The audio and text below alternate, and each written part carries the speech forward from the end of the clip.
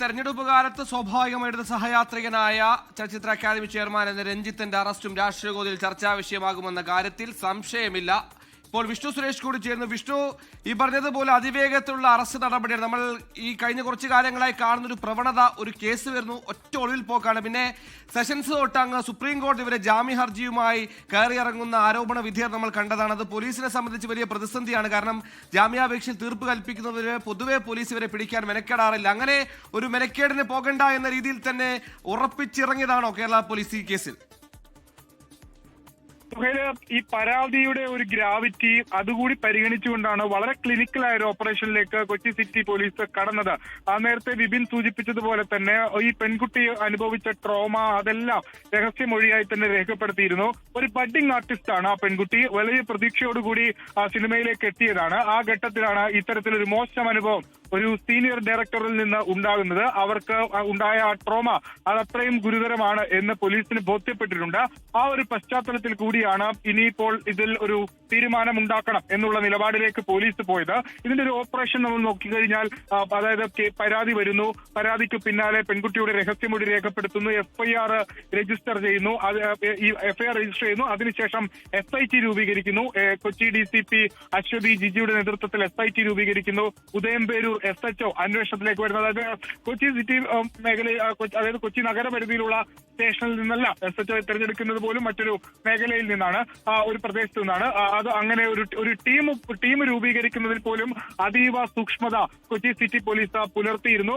അതിനുശേഷം ഇയാളുടെ അറസ്റ്റിലേക്ക് കടക്കാനായിട്ട് ഇന്ന് രാവിലെ മുതൽ തന്നെ പോലീസിന്റെ നിരീക്ഷണത്തിലായിരുന്നു രഞ്ജിത്ത് ഉണ്ടായിരുന്നത്. രഞ്ജിത്തിന്റെ വണ്ടി നമ്പർ അടക്കം പോലീസിന് വളരെ കൃത്യമായി അറിയായിരുന്നു. അതായത് രഞ്ജിത്ത് ഇന്ന് എവിടെയെല്ലാം പോയിട്ടുണ്ടോ അവിടെയെല്ലാം പോലീസ് സാന്നിധ്യം ഉണ്ടായിരുന്നു.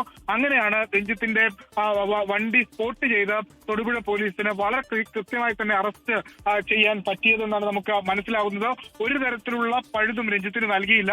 സുഹേൽ സൂചിപ്പിച്ചതുപോലെ തന്നെ നേരത്തെ ഈ പോസ്റ്റ് ഹേമ കമ്മിറ്റി പീരീഡിൽ രജിസ്റ്റർ ചെയ്യപ്പെട്ട കേസുകളിലെ പ്രതികൾക്കെല്ലാം മുൻകൂർ ജാമ്യാപേക്ഷയുമായി ഹൈക്കോടതിയോ സെഷൻസ് കോടതിയോ സുപ്രീം കോടതിയൊക്കെ പോകാനുള്ള അവസരം ഉണ്ടാകുകയും അവർക്ക് അവിടെ നിന്ന് ജാമ്യം ലഭിക്കുകയും പിന്നീട് അവർ ചോദ്യം ചെയ്യലിൽ നോർമൽ പ്രൊസീജിയർ എന്ന രീതിയിൽ ചോദ്യം ചെയ്യലിന് ഹാജരായി അവിടെ നിന്ന് ജാമ്യം എടുത്തു പോകുന്നതൊക്കെ നമ്മൾ കണ്ടതാണ്. പക്ഷേ നിലവിൽ രഞ്ജിത്തിന്റെ കാര്യത്തിൽ അങ്ങനെ ഒരു സാധ്യത നൽകിക്കഴിഞ്ഞാൽ അത് പോലീസിനെ സംബന്ധിച്ച് ഒരല്പം നാണക്കേടുണ്ടാക്കും എന്ന കാര്യത്തിൽ തർക്കമില്ല. കാരണം കൊച്ചി സിറ്റി പോലീസിൽ തന്നെ മറ്റൊരു കേസ് രജിസ്റ്റർ ചെയ്യുകയും രഞ്ജിത്തിന്റെ അറസ്റ്റ് രേഖപ്പെടുത്താതിരിക്കും വലിയ വിവാദമാവുകയൊക്കെ ചെയ്തതാണ്. അപ്പോ അങ്ങനെ ഒരു ആനുകൂല്യം രഞ്ജിത്തിന് നൽകേണ്ടതില്ല എന്ന തീരുമാനത്തിലേക്ക് പോലീസ് എത്തിയതാണ് ഇപ്പോൾ ഈ അറസ്റ്റിലേക്ക് കടന്നിട്ടുള്ളത്. രഞ്ജിത്തുമായി ബന്ധപ്പെട്ടുള്ള രഞ്ജിത്തുമായുള്ള സംഘം അല്പസമയത്തിനകം തന്നെ കൊച്ചി സിറ്റി പോലീസിലെ പ്രധാനപ്പെട്ട പോലീസ് സ്റ്റേഷനിലേക്ക് എത്തും. അത് ഏത് സ്റ്റേഷനാണെന്ന് ഇപ്പോഴും ഒരു വ്യക്തത വന്നിട്ടില്ല. 3 സ്റ്റേഷനുകളിലേക്കാണ് സാധ്യത പറയുന്നത്. പക്ഷേ കേസ് രജിസ്റ്റർ ചെയ്തിരിക്കുന്നത് വനിതാ പോലീസ് സ്റ്റേഷനിലാണ്. സ്വാഭാവികമായും അങ്ങോട്ടേക്കാണ് എത്തിക്കേണ്ടത്. അതോടൊപ്പം തന്നെ ഈ ഒരു അവ്യക്തത നിലനിൽക്കുന്നത് ഇന്ന് തന്നെ കോടതിയിൽ പ്രൊഡ്യൂസ് ചെയ്യുമോ ഇല്ലയോ എന്നുള്ളതാണ്. ഇപ്പോൾ ഏറെക്കുറെ 11:30-12 മണി പിന്നിടുന്നു. അപ്പോ ഇനിയിപ്പോൾ രഞ്ജിത്തിനെ ഇവിടെ കൊണ്ടുവരുമോ എന്ന കാര്യത്തിൽ ഒരു കോർട്ടിൽ പ്രൊഡ്യൂസ് ചെയ്യുമോ എന്ന കാര്യത്തിൽ ഒരു വ്യക്തത വന്നിട്ടില്ല. അതിൽ കൂടി ഒരു ക്ലാരിറ്റി വരാനുണ്ട്. അത് ഉടൻ വരുമെന്ന് നമ്മൾ പ്രതീക്ഷിക്കുകയും ചെയ്യുന്നു. എന്തായാലും നിലവിൽ രഞ്ജിത്തിനെ അറസ്റ്റ് ചെയ്തിരിക്കുന്നു. അത് ലൈംഗിക അതിക്രമ കേസ്, പഴയ 354 BNS 509 ഈ 2 വകുപ്പുകൾ ചുമത്തിയാണ് രഞ്ജിത്തിന്റെ അറസ്റ്റ് റെക്കോർഡ് ചെയ്തിട്ടുള്ളത്. അതിൽ പ്രകാരം ഇപ്പോൾ രഞ്ജിത്തിന്റെ അറസ്റ്റ് രേഖപ്പെടുത്തി അന്വേഷണ സംഘം അവിടെ എത്തി. രഞ്ജിത്തുമായുള്ള സംഘം ഇങ്ങോട്ടേക്ക് വരികയാണ്. എന്തായാലും വളരെ പ്രധാനപ്പെട്ട വളരെ ക്രൂഷ്യലായ മൂവ്മെന്റ് ആണ് പോലീസിന്റെ അല്ലെങ്കിൽ ഒരു ഓപ്പറേഷനാണ് പോലീസിന്റെ ഭാഗത്തുണ്ടായത് എന്നുള്ളതാണ് ഏറ്റവും ശ്രദ്ധേയമായ കാര്യം. അത് കൊച്ചി സിറ്റി പോലീസ് കമ്മീഷണറും അതോടൊപ്പം തന്നെ കൊച്ചി DCPയും കൂടി ഏകോപിച്ചുകൊണ്ടുള്ള ഒരു ഓപ്പറേഷൻ. അത് വളരെ സക്സസ് ആയിരിക്കുന്നു. രഞ്ജിത്തിനെ അറസ്റ്റ് ചെയ്തിരിക്കുന്നു. രഞ്ജിത്തിന് ഈ കോടതിയിലേക്ക് പോകാനുള്ള ഒരു പഴുതും കൊടുക്കാതെ രഞ്ജിത്തിനെ അറസ്റ്റ് ചെയ്തിരിക്കുന്നു എന്നുള്ളതാണ് ഏറ്റവും ശ്രദ്ധേയമായ കാര്യം. രഞ്ജിത്തിനെ ഇനി എത്തിക്കേണ്ടത് ഈ പോലീസ് സ്റ്റേഷനിലേക്കാണ്. ഇവിടെ എത്തിച്ച് ഇനി മെഡിക്കൽ പരിശോധന, സ്വാഭാവികമായും അറസ്റ്റ് രേഖപ്പെടുത്തിയ പശ്ചാത്തലത്തിൽ മെഡിക്കൽ പരിശോധന ഉണ്ടാകും. അതുകൂടി പൂർത്തിയാക്കിയ ശേഷമായിരിക്കും രഞ്ജിത്തിനെ കോടതിയിൽ പ്രൊഡ്യൂസ് ചെയ്യുന്ന നടപടിയിലേക്ക് പോകുക എന്നാണ് നമ്മൾക്ക് ലഭ്യമാകുന്ന വിവരം. എന്തായാലും നിലവിൽ രഞ്ജിത്തുമായുള്ള പോലീസ് സംഘം അല്പസമയത്തിനകം തന്നെ ഇങ്ങോട്ടേക്ക് എത്തും.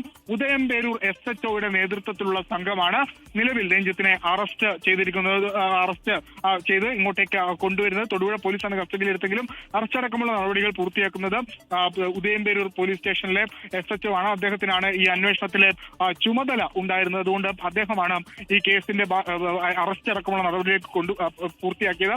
ഇനി രഞ്ജിത്തിനെ എങ്ങോട്ടേക്ക് കൊണ്ടുവരുന്നു എന്നുള്ളതാണ് ഏറെ ശ്രദ്ധേയം. സ്വാഭാവികമായും കേസ് രജിസ്റ്റർ ചെയ്തത് വനിതാ പോലീസ് സ്റ്റേഷനിലേക്ക് ആയതിനാൽ ഇങ്ങോട്ടേക്ക് കൊണ്ടുവരാനുള്ള സാധ്യതയാണുള്ളത്. അപ്പോൾ നമ്മൾ ഇങ്ങോട്ടേക്ക് കൊണ്ടുവരുമെന്ന് പ്രതീക്ഷിക്കുകയും ചെയ്യുന്നു. സുഹൈല,